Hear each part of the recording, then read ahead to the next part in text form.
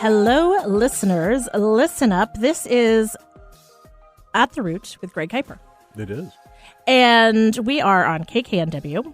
Greg is a psychotherapist and holistic life coach. His practice is Kuiper Counseling.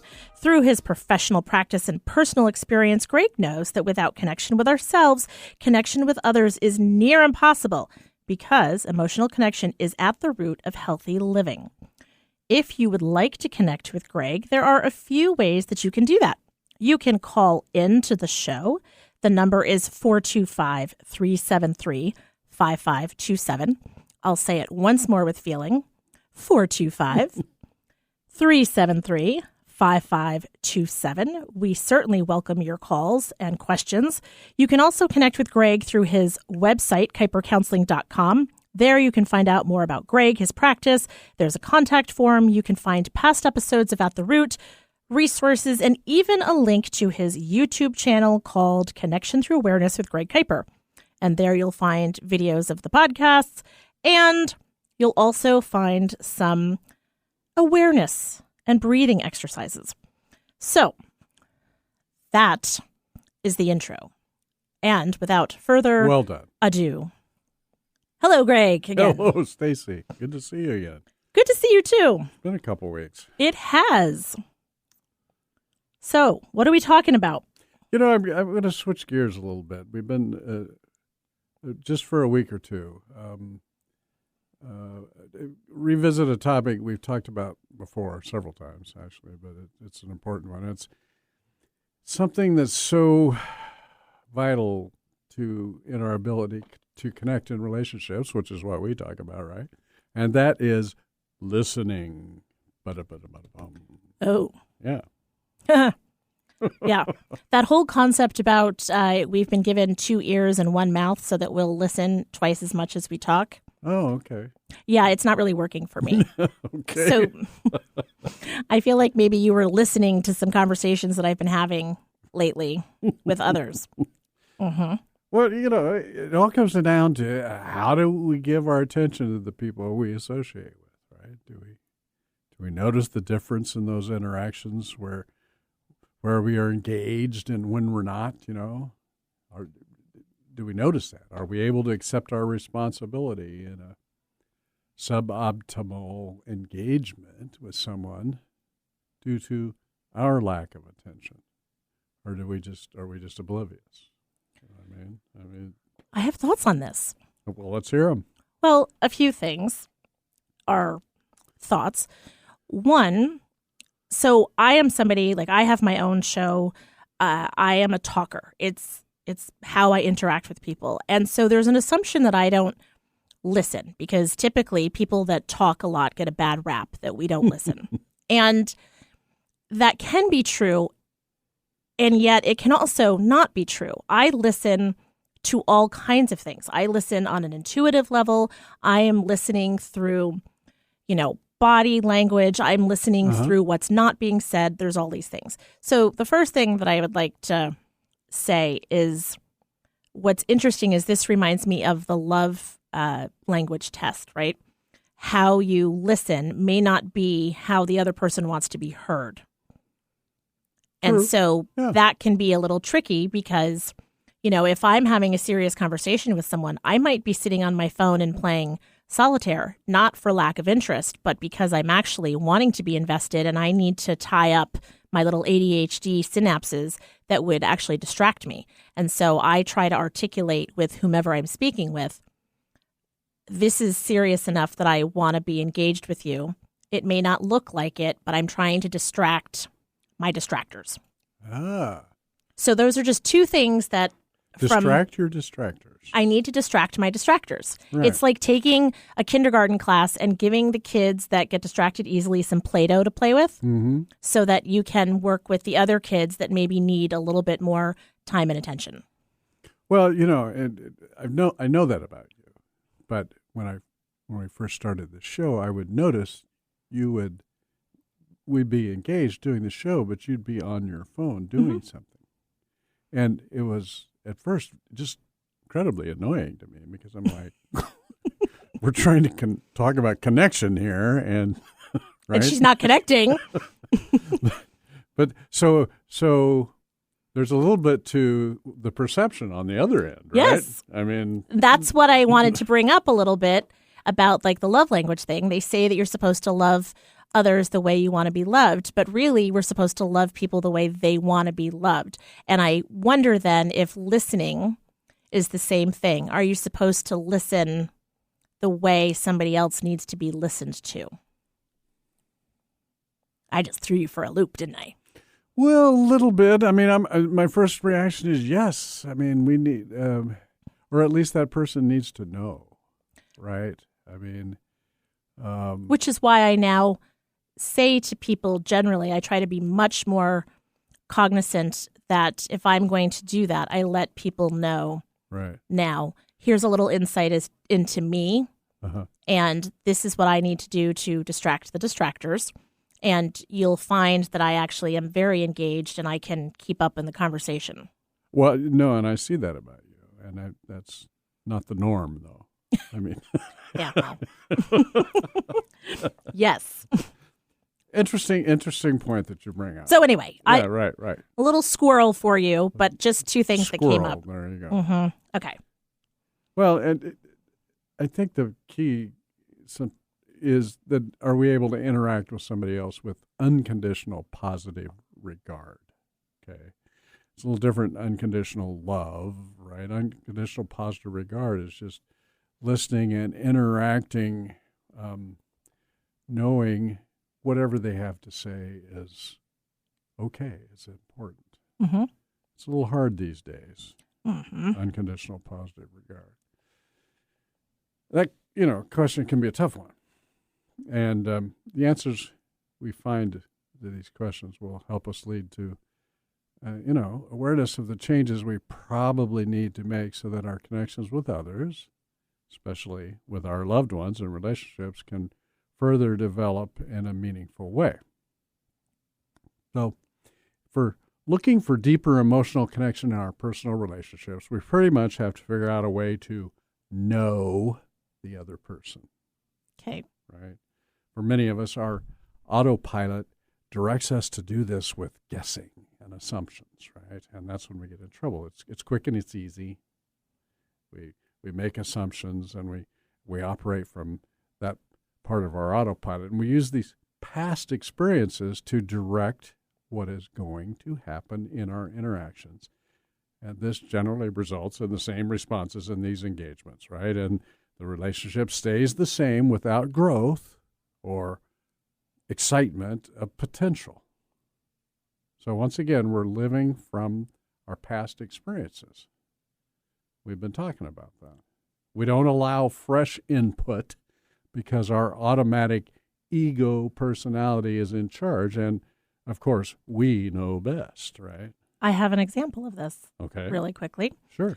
Traveling to the East Coast with my husband, just the two of us traveling, we witnessed this family and mother, father, little boy, two little boys. And the one was having an anxiety going through security about how my Switch, I can't find it. Where is it? Where'd you put it? All of these things. And it took me back to one of our sons who in traveling was always very anxious and needed to know, where is it? Is the backpack zipped? Are you sure? Are you sure? Whatever. And it made me go back in time with I now have a fresh perspective on what it's like to deal with those levels of anxiety. And I heard the father say, oh yeah, it was confiscated or something. And playing into these insecurities that this little boy has and whatever. And I just thought, okay, this is the whole I could do things over and over again. And here I am seeing it going back in time and thinking I probably would have made a teasing remark and not really taken the anxiety seriously. And now I have an opportunity, now that he's almost 20, we're getting ready to move him, and thinking about the things that are triggering and anxious and trying to take my new information and past experiences and change it. Right. And not just let the automatic pilot from the past Yep. present the same response, and which is going to result in the same experience. Which shows All the him way that I around. know who he is, and I can meet him there. Right. Perfect. We'll see how it goes. Okay. Well, what brought this on, the talking about listening again, is recently I've had the opportunity to start relationship counseling with two couples, new couples that have come on board. It's been a while since I've had any openings, and so this new start has brought me something to mind that I've thought of before, and it's come up again. And in the first session with a couple, I typically do we do a little chit chat, and then I'll ask something like, "Tell me what has brought you two in to see me," or something along those lines, right? And this is generally the point that I can safely assume how they came to be there. Okay. Because I have the visions like, well, I didn't want to come, or she's like, because blah, blah, blah, blah, blah. Well, no, wait. They when I ask that question, they'll turn to each other, and more often than not, I mean, this isn't always, but they'll turn to each other. More often than not, there'll be a couple seconds of silence as they look at each other, and then one will say to the other, "Do you want to start? Why don't you go ahead?" And this is kind of a potent signal to me that the person they are deferring to is the one that has instigated the counseling, generally. Not always. I see. I mean, there are many couples that come in wanting to be there together. Mm-hmm. But more often than not, it's kind of this way. And that partner will start with some kind of a close variation of, we just aren't communicating well. Or we've just stopped communicating. Or we've forgotten how to communicate. But rarely is the word communicate not in the reply. And that's how we start out. And this word communicate can be a catch-all term. Mm-hmm. And I believe it's a safe way for the partner to start this process, right? Because, I mean, how do you argue with a statement that can be interpreted so broadly? Right. It's subjective. Yeah, we could all use some fine-tuning in our communication skills. So typically, the partner making the statement will turn to the other for validation then, and there will be some degree of acknowledgement. Yes, dear. Or even just looking at each other. Mm-hmm. A response. And there will be this small shift in energy in the room, like a sense of relief. There. It's out there, and nobody's upset yet, right? It's out. We're having communication. But that will be kind of short-lived as, I'm not going to leave it there. Communication. So. Okay. Let's take a break here because I feel like it's going to get juicy. So We'll take a quick break, and then when we come back, you can talk about the shift in energy and what starts to happen as you dig a little deeper. Sure. Keep listening to At the Root with Greg Kuiper of Kuiper Counseling.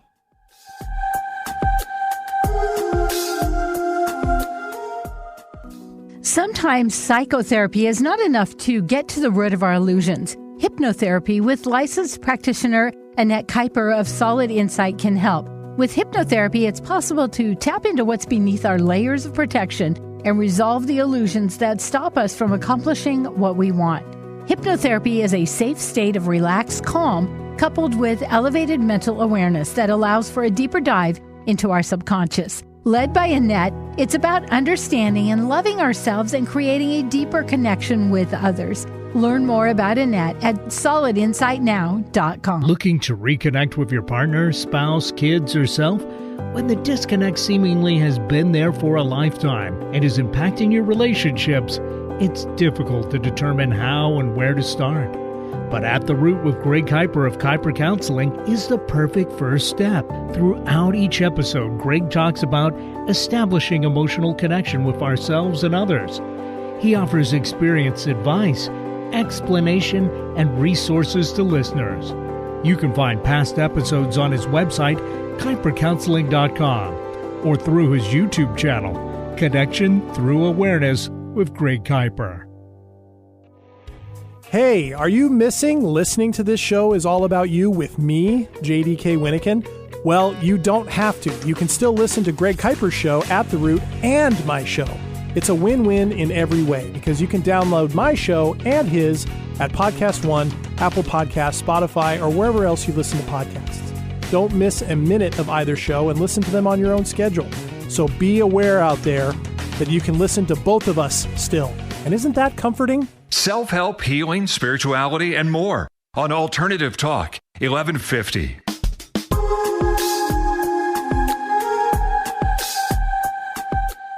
Welcome back to At the Root with Greg Kuiper of Kuiper Counseling. A reminder that if you want to connect with Greg, you can go to his website, kuipercounseling.com. You are also welcome to call into the show if you have a question or there's something you want to clarify or you want Greg to expand on. The number is 425-373-5527. Before the break, Greg was talking about how he is working with some new couples and he's kind of going through talking about the initial stage and what happens, and then everybody's polite, and then Greg starts to dig. Well, but it inevitably, it's always not always. A lot of the times, it's about the word communicate, because that's kind of this catch-all things that they can come in, a couple can come in and go, we're just not communicating. And it's so broad, right? And so when they say that, it's out in the open, and you know, I'm basically being told what we got here is a failure to communicate, right? And upon hearing that, I say something like, well, that's a word that can mean a lot of things. Tell me more. What do you mean when you say you don't communicate? And then I'll typically hear that his or her partner doesn't listen. That's the word that's used. So here we go. We're getting into it, right? Sometimes this will come across in a delicate little dance of words, or other times it's just a direct statement pointed at the other. You're not listening to me. Regardless, the energy has changed again, and the elephant's kind of exposed now in the room. I will ask, so I think what I'm getting is that you don't feel heard, and there'll be some form of acknowledgement there, and then I think this is the crucial point. There's a big difference between not having your words heard and not feeling heard. Right? Yeah, that's big. Like that's the difference between hearing and listening. Yeah, there you go. I think this is a crucial point. You can't have an empathic understanding if you don't hear the words, right? But you can hear the words and not have an empathic understanding. Oh, that's right. Oh, yeah. I'm getting a little ahead of myself here, so I'm going to back up. Okay, it's very common in our culture to treat listening as a part of our autopilot functioning, similar to, I don't know, digestion or breathing, heartbeat. Listening well is a talent most of us can happily ignore and somehow get by. Just cruise along. But remember, when we operate from our unconscious programming, we are doing so from our past, because that's where the patterning comes from, the past. So once again, our present and future moments are being orchestrated by our past, automatically being informed as experiences based on these old patterns.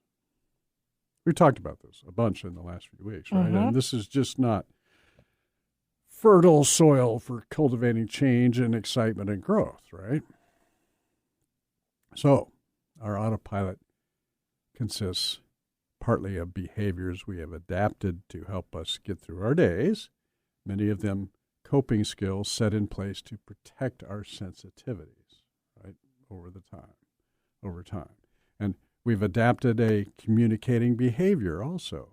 And listening is a critical part of communicating behavior, right? Listening. I was just thinking about how you can listen to a change in tone, probably, or if someone's banging around, or listening for what words are said. Yeah, that's interesting. I hadn't ever thought of the listening piece being another precursor to coping. Yeah. Well, we'll get into that a little more here. But filtering input through selective listening can be a powerful defense and coping mechanism, just like you said. So filtering this input in and selective listening allows us to protect ourselves sometimes, right? It's like radar. Yeah, kind of, I guess. Yeah, okay. So here, go with me on with this. I'm trying. I know. I'm trying. So in like the old movies in the 80s when, they had radar and you would see the blip on the screen, right? Potential like landmines or obstacles or enemy attack, right? So it's like your radar is on and you're listening for potential landmines. Oh, okay. Yeah. I'll go with that metaphor. Right? Yeah. So that's what it reminds me of. Like I'm Blip. filtering through a lot of it, but then when you hear a blip and it gets louder, you're like, oh, we got to pay attention to this. Right. So hearing only what we know will not hurt us emotionally. Hearing what we know will not hurt us emotionally turns into an automatic process in our, communicating behavior, right? So it's automatic. This starts at a very early age of development and unfortunately can readily reinforce a false sense of self based on being safe from emotional pain, often, resulting in this ongoing attitude of, I'm right, which must mean you're wrong, so why would I listen to you? Now, this isn't conscious, but that's the attitude. So it's like being in an echo chamber of sorts. So when you're little, what you're saying is that we listen to the things that we know aren't going to hurt us. We seek them out because it's validating who we are, what we see, what we're experiencing. And so then keeping us away from any emotional pain associated with that. Right. And so then that means that our worldview becomes very much from a defensive standpoint, even in the listening. Right. Okay. And then that becomes part of our autopilot, or that is our autopilot. And we just move through our life pretty much daily like that. So as we move forward with this automatic pseudo-safe attitude, listening becomes sacrosanct to our sense of being safe from emotional pain. It's part of it. Listening becomes another set of skills that can get bypassed in our development. And we end up in a relationship where it sure looks like we don't care, or that we aren't trying, or that we're defective, or that we're just a plain jerk. I mean, it appears it come across that way. I can totally come across looking like a jerk. No, like I'm fully being very transparent. Okay. In that I can look like the one that is being insensitive. I mean, think about the example that I gave earlier when, you had to learn about me that in order to focus, I need to do other things. Right. So. Right. So, and most often, none of this is really true, right? We just never learned the skills, as more than likely they weren't modeled to us. So we didn't learn how to be a good listener when it's not modeled to us. And then the times when they were introduced, we couldn't deal with the shame of being wrong, so we would ignore the opportunities to change. So we're staying in this narrow tunnel of safety. Mm-hmm. And listening can be part of that. We can hear what we want to hear. So when one partner in a relationship feels that they are not heard, they're feeling like they're dismissed, or there's no engagement from their partner, their partner's not present, it really hurts emotionally for that person. And if this partner deals with self-worth issues, right, of any depth, which they probably do, this dismissal can go right to shame, right? What is wrong with me? She's not listening. Am I not interesting? Am I stupid? What did I do to deserve this?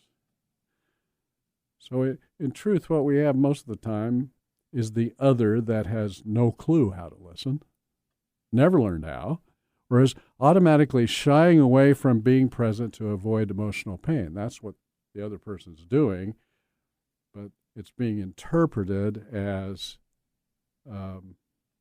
must be something wrong with me. Mm-hmm. I must be really uninteresting because they don't want to engage with me. They're not engaging with me. Right. So the automatic response to avoid emotional pain many times manifests in one of the partners being a fixer, right? We've talked about this. While their partner is sharing experiences or ideas or thoughts and feelings, the fixer is formulating how to deal with what is being shared, right? Ugh, I hate that. Analyzing options, selecting the best one.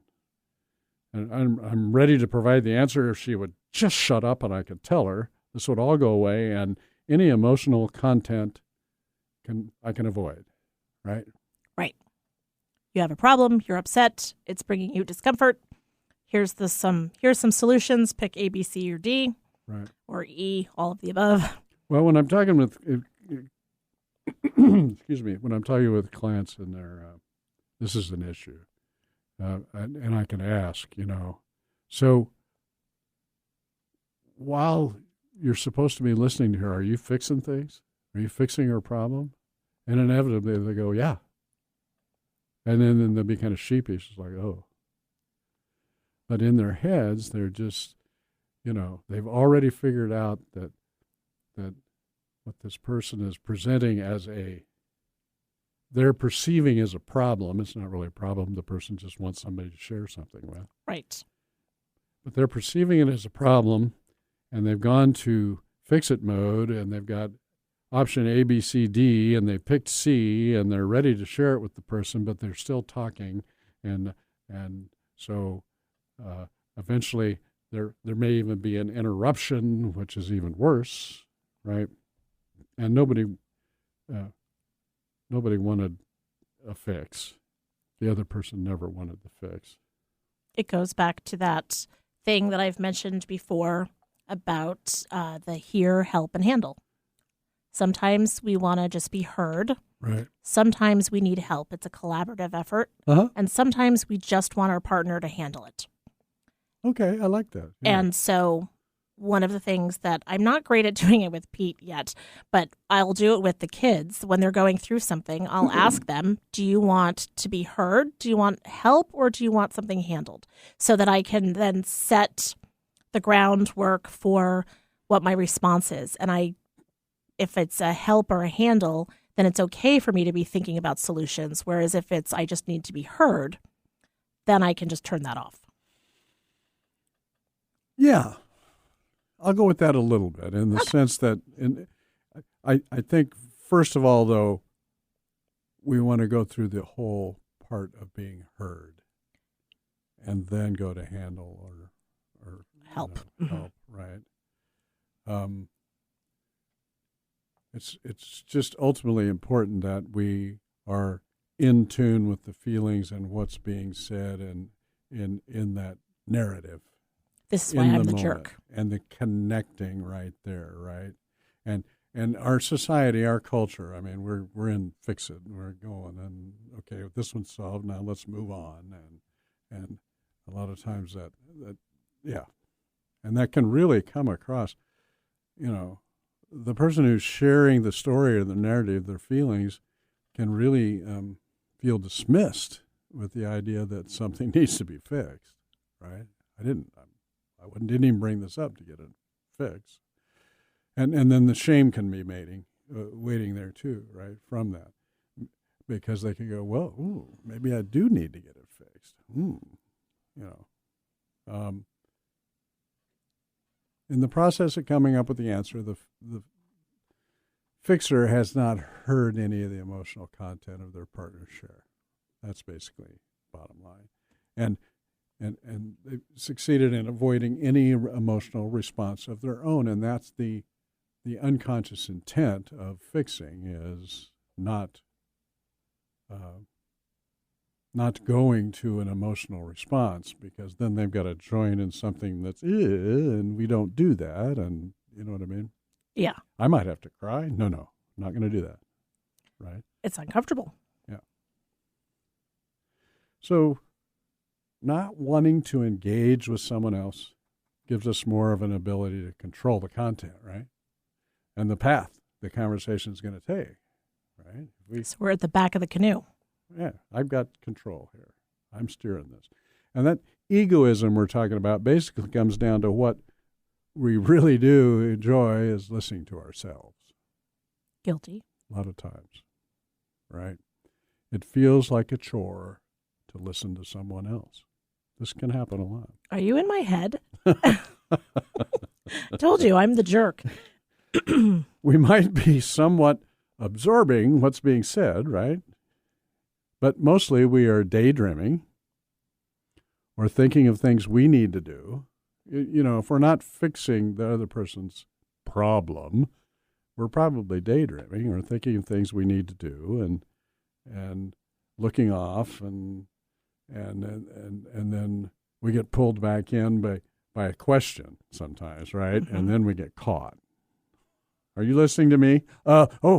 Yeah. Yes. You just said, and then you try to repeat it, and hopefully you guess right. Right.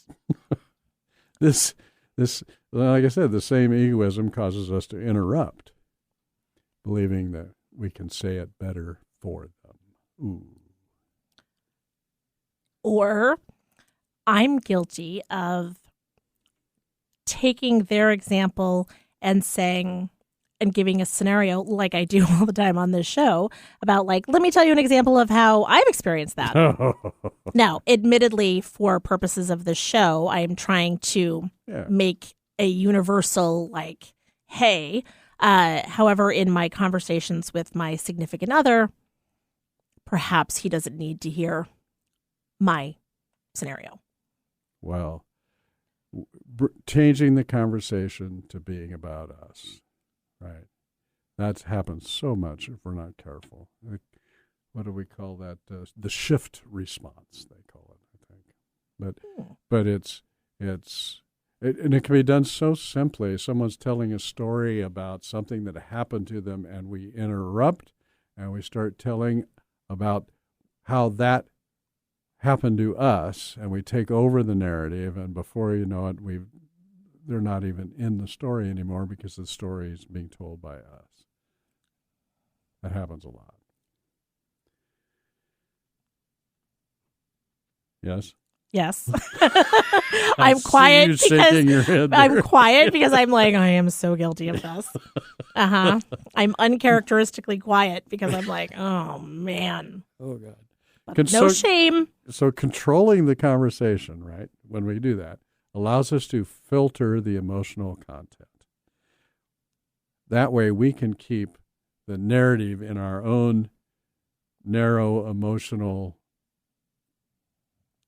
field, I guess is the word, right? We don't have to get sidetracked or blindsided by somebody else's emotions that we might have to engage in.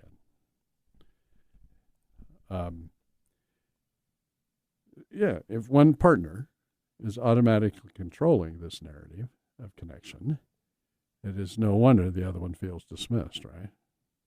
Sure. And the other one likely is the one that brought it up. And yet they're like, well, how'd this get away from me? Right.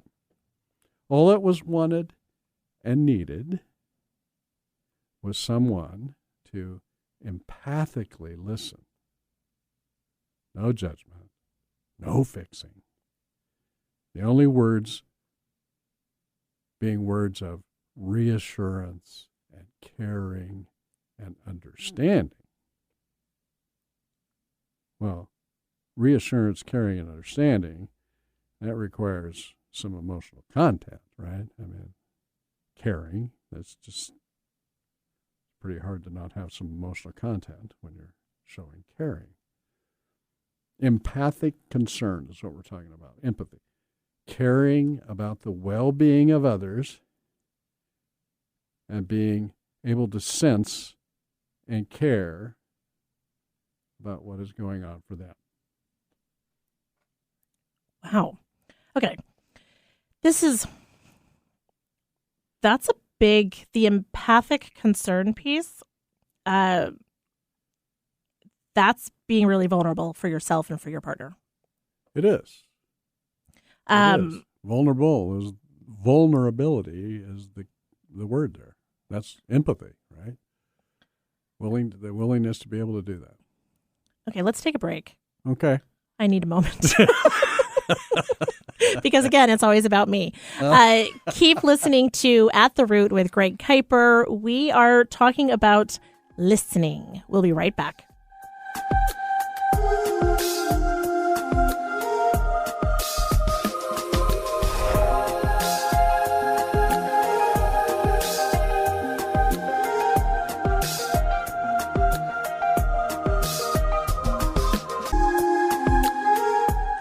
Welcome back to At the Root with Greg Kuiper on KKNW.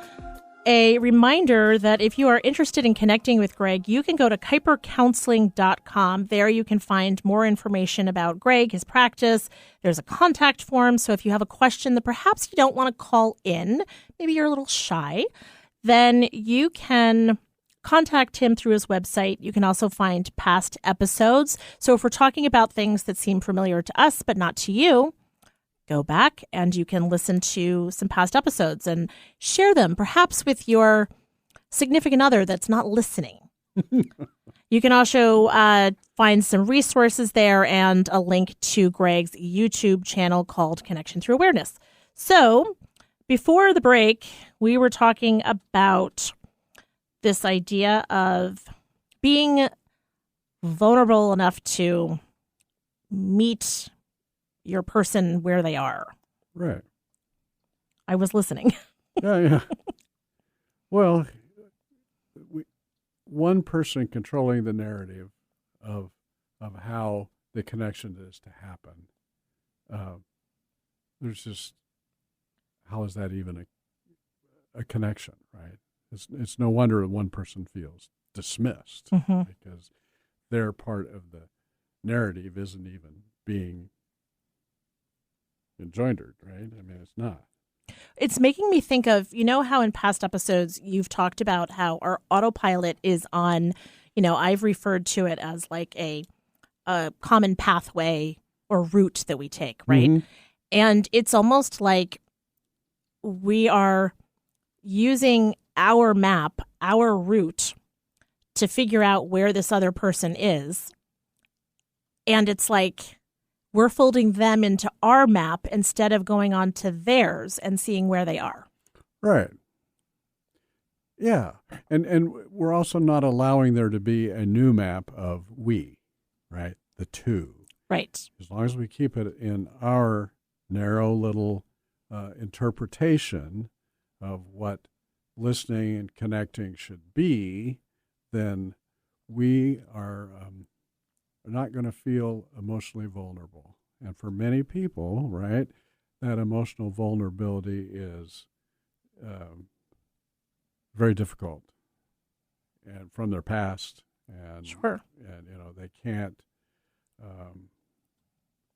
do it, or they won't do it. Well, They've never learned how to do it. I was just going to say, it feels like there's a few things. One, maybe you don't know how, and you feel like if you were to go there, you can never come back from it, right? Like if I start crying, I may never stop. I mean, I've heard people say that and genuinely mean it, I think. Sure. And then, so the not knowing how to do it, it's like a study skill. And then there's the not wanting to do it because it's uncomfortable. And then there's the not wanting to do it because you may find out something about yourself. Well, that's the biggie. That's the big one. I mean, many of us spend many years crafting these defense mechanisms, these coping skills, these very elaborate methods of protecting ourselves from emotional harm. And controlling the narrative by how we listen is one of those methods, I believe. That's what we're talking about. We were talking about this during one of the breaks. Right. I was saying that when my husband and I have conversations that, you know, I'm a very good communicator. However, how he translates what I'm saying, it fits into his narrative. Yeah. I mean, I do the same thing. Well, I think we all do to a certain extent, but that's why we want more awareness around this, right? And to be able to join our partner in their moment of sharing in whatever it is that's going on for them, whatever it is. I mean, they want to connect. They've given us a bid for connection, right? And that bid doesn't mean fix this, tell me what to do. That bid generally means just listen. I need a shoulder. I got to get this out. My head is thinking about this in terms of punctuation. and that when you're listening, you're allowing for a ... Oh, that's perfect. Yeah. That's and it. just being comfortable in the ... Sitting in that space. Mm-hmm. Yep, the ...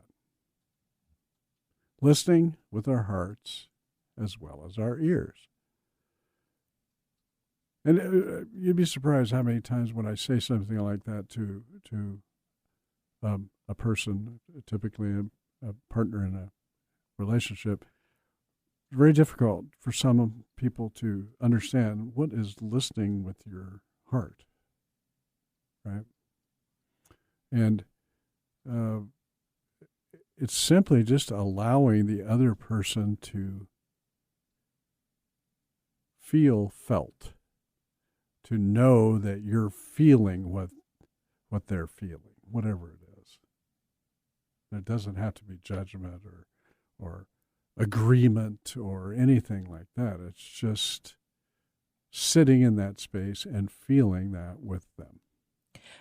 And I'm going to guess that when you talk about the idea of listening with our hearts, you have talked a lot about how part of becoming aware is also feeling what's going on in our bodies. So if my husband is telling me about something that's going on and I'm listening to him and I'm hearing the words and I'm trying to listen with my heart and also listening with my body and thinking about where that response is. Like, am I aching for, does it make me uncomfortable? Sure.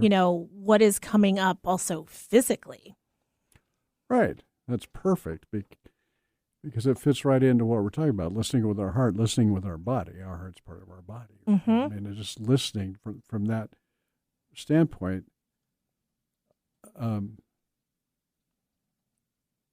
can be very uncomfortable, and that's why someone will try to control the narrative, change the story, turn it around to themselves, cut off, interrupt, fix, right? We're trying to take away from that feeling that's coming up in us. Somebody's talking about something they're sad. Mm-hmm. Your partner is sad, and they're explaining it to you. And for a lot of folks who aren't really adept with expressing and feeling their emotions because of their past experiences and traumas and emotional difficulties, when that starts coming up in them and they start feeling that, because it's going to happen, that's when the narrative can get changed. That's when the fixing happens. Do you see what I'm saying? It's all automatic, because when that feeling starts coming up in the body, the automatic response is, not going to do this. And so, and this sounds so simple, right? Just allowing somebody to feel felt, letting them know that you're there with them. It sounds simple, but it's not, because, when this happens, we just talked about both partners soften, right? So and they feel less alone. I watched a video today. This is it's on topic, trust me. All right. There's a couple that have a YouTube channel, the Bucket List Family. Mm-hmm.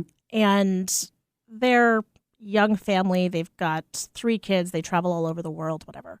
And in this particular video, they were talking about this interactive thing that they're offering to people that follow them. And it's about having the tough conversations. And Garrett, who's the husband, was talking about how he grew up in an unsafe upbringing. And they were talking about the importance of friendships. And it was interesting watching the two of them talk about this. And he would talk about it and he would get emotional and she would get emotional alongside him and not say anything and just be there. And it's such a perfect, I will have to share it with you. And then, people can look it up. It's their latest video that came out again. It's the Bucket List Family. It's the only example I can think of to really show people what you're talking about. And that they were in this space talking about clearly something that's uncomfortable. And she let him have the space for the ... And then she would talk about her own experiences, and it was a back and forth. It was a really beautiful thing. In those moments, words are not necessary. Mm-hmm. Rarely. I mean, it's if there are words, it's words of reassurance. Oh my God, I get where you're coming from. That must be terrible. That kind of thing, right? We're talking about the eminent psychologist and humanist Carl Rogers. What a person he was. Called this skill that we're talking about active listening. We mentioned that before. But true connection cannot happen without listening well. That's his premise. And listening well is not easy. Rogers believed that it helps another person to feel less alone, less stuck, and more capable of self-insight. So think about that. If we just listen openly to our partners, Rogers is telling us that partner will feel less alone, less stuck, and more capable of self-insight. Wow. Isn't that what we want for our partners? And if we can just listen, we're helping them provide that. We're helping provide that. He said that it, quote, requires that we get inside the speaker, that we grasp from his point of view just what it is he is communicating to us. It is thinking with people instead of for or about them. Ooh. Yeah, I like that. It is thinking with people instead of for or about them. So what we want for our loved ones is for them to become enriched in courage and self-confidence, right? I mean, that's what we want for them. That's what they want for us. And Rogers said that listening well is a growth experience. It allows us to get the best of others. So we get the best of them when we're listening. And that's so true, right? When the other person knows we are listening and we're deeply in touch with what they're saying and where they are, we get the best of them. I was watching or whatever. I wrote down this phrase that somebody shared that said, the more specific you are when you communicate, the more universal you are. And it makes me think about this. So listening well is a growth experience, that you are listening to something that is very specific to that person. And so you get the best of that person. They're being vulnerable with you, right? And so it's very specific, and yet it can create such a universal feeling of like, oh, I see you. I meet you here. Like, right. You're not alone. And that's that we connection, that we part, where the two differentiated individuals now become one in a we. That's what I call it. But when we're missing connection in our relationship, right, we want to examine what and how we are hearing from our partner. And that's where this active listening is a vital key to this.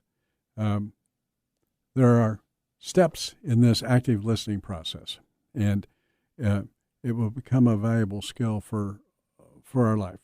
We don't have time today, but I'm going to go into those maybe next week. We'll do that. Where Carl Rogers developed active listening, and there's these steps we go through that we can train ourselves to do this, because we have to train ourselves if we can't do it. I mean, we've been doing it the other way for who knows how long, right? Right. And so it's a program. It's automatic. We don't have to, but we want to change it. We want to be a good listener for our partner, right? And it's not easy making this change. It's not hard, but it takes time, the 4 Ps, right? Patience and presence and, practice and positive thoughts. We have to practice this and do it. And we can do it together in the relationship, because sometimes I find that the partner that has not been listening, and they come to this realization, oh my God, I've got to learn how to do this. It can be an overwhelming feeling.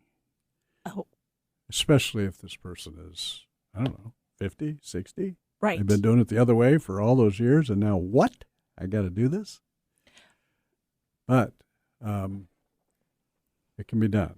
And there's some skills, and we'll talk about it, go into it next time, I think. The interesting thing is, if you love your partner enough, or your kids, or whomever it is that you're working with this on, to make this concerted effort, and it sounds like you're going to give us some steps for how to do this, then they benefit, and then we actually could start to benefit because we trust that, like, wait, maybe this could be done for me. Oh, yeah. Yeah. And maybe your partner knows how to do it already, but it's just been waiting for the opportunity for the light bulb to come on in you. Right. Hey, knucklehead, I've wanted to know what's going on with you for 30 years, and you haven't shared it with me. Right. So conversing, communication is conversing, right? Sharing. It's also listening the other way, right? And so if we haven't been listening to our partner or people in relationships, we haven't been listening at that deep emotional connection level, feeling, felt, empathy level, then we haven't been getting it. We haven't been receiving it either because we're not paying attention. Right. I'm going to go back to the part where you talked about what Carl Rogers believed, the idea that that we need to get inside the speaker so that we can grasp from their point of view just what it is they're communicating to us, and that it's this idea of thinking with people instead of for them or about them. Right. I really love that. Yeah, I do too. That's powerful stuff. Yeah. It was worth repeating. Yes, definitely was. With rather than for them. Yeah. Right. Yeah. Wow. Okay. It becomes a very expansive worldview, like getting rid of the word but and replacing it with and. There you That go. became very expansive for me. So this feels very expansive as well. I'm excited. Okay. So sounds like there's going to be a part 2 at the very least. Yeah. We're going to go into active listening. Some skills next week, practice, whatever. Some things to take home. Perfect. I love homework. Everybody bring a pen and you can take some notes, but no big deal because you can also go to kuipercounseling.com and there you can find episodes of this show as a podcast, and you can listen on really any major platform where you listen to podcasts, and you can also go to YouTube. So thanks for listening live. Thanks for listening to the podcast. Thanks, Yes. Greg. What's your words of advice? Everyone, stay aware out there. See you next week.